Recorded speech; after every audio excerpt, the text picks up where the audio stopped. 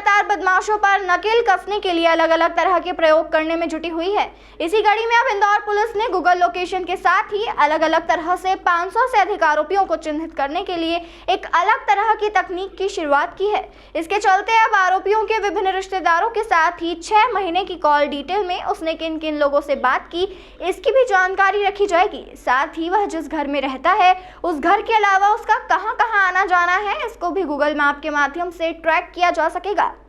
आदतन अपराधियों पर नजर रखने के लिए इंदौर पुलिस उनके घरों के स्थानों को जियो टैग करने की तैयारी कर रही है। पिछले 2 सप्ताह से चल रहे प्रोजेक्ट में बार बार अपराध करने वाले 500 से अधिक घरों और उनके संपर्कों को जियो टैग किया गया है। डीसीपी आदित्य मिश्रा के द्वारा बताया जा रहा है कि यह देखा गया है कि एक अपराधी अपराध करने के बाद अपने परिवार या दोस्तों से संपर्क करता है। पिछले 6 महीनों के ऐसे अपराधियों के मोबाइल डेटा को ट्रैक करने के बाद बदमाश के संपर्कों की एक सूची बनाई गई है और उसके विभिन्न संपर्क को ट्रैक कर दिया गया है ताकि आरोपी द्वारा दिए गए पते के अलावा पुलिस के पास 5 या 6 स्थान हो जहां किसी भी अपराधी द्वारा अपराध को करने के बाद बदमाशों को पकड़ा जा सके। डीसीपी मिश्रा ने बताया कि ऐसा देखा गया है कि अपराधी कभी भी सीसीटीएनएस या सरकारी रिकॉर्ड में दर्ज पते पर मौजूद नहीं होते हैं। हो सकता है कि वे 2 घर दूर किराए के मकान में रह रहे हों जिसका उल्लेख पुलिस रिकॉर्ड में नहीं है, जिससे उसे ढूंढना मुश्किल रहता है। गूगल ट्रैकिंग से पुलिस को मानचित्रों पर संवेदनशील स्थानों को आसानी से पहचानने में मदद मिलेगी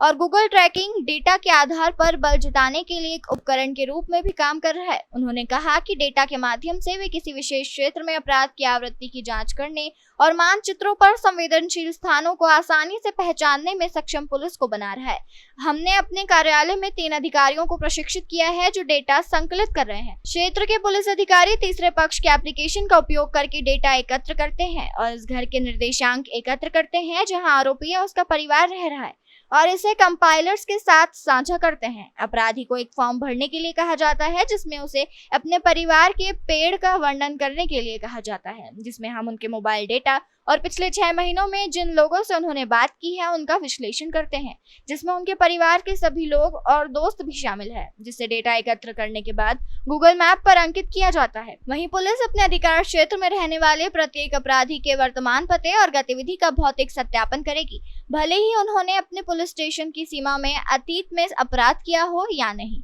बार बार अपराध करने वालों पर विशेष ध्यान दिया जाएगा। डीसीपी ने कहा कि इससे पुलिस अपराधियों पर निरंतर निगरानी रख सकेगी और फील्ड ड्यूटी के दौरान वास्तविक समय में जानकारी प्राप्त करके उनकी गतिविधियों पर नजर रख सकेगी। कई बार किसी भी क्षेत्र में किसी विशेष अधिकारी का तबादला होने पर उसका काम शून्य हो जाता है और नए अधिकारी को सब कुछ नए सिरे से शुरू करना पड़ता है। इससे अनावश्यक कार्यभार बढ़ता है। हम बार बार अपराध करने वालों का पूरा पृष्ठभूमि डेटा निकालने की कोशिश कर रहे हैं जो सभी अधिकारियों के लिए उपलब्ध रहेगा। डीसीपी आदित्य मिश्रा ने कहा कि जियो टैगिंग के माध्यम से हम उन घने इलाकों को देखने में सक्षम हैं जहां आरोपियों की संख्या अधिक है। जब इन टैग किए गए बिंदुओं का विस्तार किया जाता है तो अपराधियों के सभी विवरण उपलब्ध होते हैं। साथ ही डीसीपी आदित्य मिश्रा ने कहा कि सबसे पहले हम आदतन चाकू मारने वाले अपराधियों, ड्रग तस्करों और वरिष्ठ नागरिकों का डेटा एकत्र करने की कोशिश कर रहे हैं, जिसके बाद इसे और विस्तारित किया जाएगा और फिर इसमें और आरोपियों की जानकारी एकत्रित कर उसे भी अपलोड किया जाएगा। फिलहाल इंदौर पुलिस के द्वारा इस तरह पहली बार आरोपियों को पकड़ने के लिए और उनकी निगरानी के लिए गूगल ऐप का प्रयोग किया जा रहा है, जो कि काफी कारगर सिद्ध होने की कगार पर है। इसमें इंदौर में लगातार ये एक बात सामने जो आ रही थी उसमें ये पता चल रहा था कि जो हैबिचुअल ऑफेंडर्स हैं या लगातार एक के बाद एक अपराध करते रहते हैं, इनके द्वारा जो इनका पता बताया जाता है या जो रहने का स्थान बताया जाता है, वहाँ पर अधिकतर जब भी पुलिस के द्वारा दबिश दी जाती है, सर्चिंग की जाती है, तब ये यहाँ नहीं मिलते हैं और संभवतः जब इनकी अरेस्टिंग होती है तो पता चलता है कि अपने किसी फर्स्ट पर्सन रिश्तेदार या अपने ससुराल या अपने किसी खास दोस्त के पास थे। और इसी के चलते पुलिस ने अब एक प्रयास किया है कि हम इनके किसी भी अपराधी जो है उसका एक 360 डिग्री ह्यूमन मैप बना रहे हैं। उस मैप में हम ये प्रयास कर रहे हैं कि उसके जितने भी खास लोग हैं, चाहे उसके वाइफ हो, उनके वाइफ के रिश्तेदार, अगर उसका वो महिला आरोपी है तो उसके हस्बैंड से संबंधित जितने भी रिश्तेदार हों, उनके फर्स्ट चाचा, मामा, कज़न जो भी हैं, या ऐसे लोग जिनसे लगातार वो फ़ोन पे बात कर रहे हैं, उनके फ्रीक्वेंट कॉल्स में जिनके नंबर आ रहे हैं, उन सभी के घरों को हम लोग जीपीएस से जियो टैग कर रहे हैं और इन सभी का डेटा इकट्ठा करके एक आरोपी का डिजिटल डॉजियर बना रहे हैं। इसका सबसे बड़ा फ़ायदा ये होगा कि किसी बार अगर हमें किसी आरोपी को या संदिग्ध को हमें चेकिंग करनी है तो हमारे पास उसके 6 और 7 जहाँ भी वो रहा है या उसके ठिकाने हैं या रिश्तेदार रहते हैं उन सभी का GPS कोऑर्डिनेट्स रहेगा और हम साइमल्टेनियसली 7 या 6 जगह पर रेड करके एक बार चेक कर सकते हैं कि वो अपराधी वहाँ पर है उस समय मौजूद है या नहीं मौजूद है। इससे एक बहुत बड़ा फ़ायदा ये भी होगा कि जिन अपराधियों का जिला बदर होता है उनका अमूमन देखने आया है कि वो अपने किसी दूसरे रिश्तेदार के घर पे ही रहते हैं परंतु जिले को नहीं छोड़ते हैं।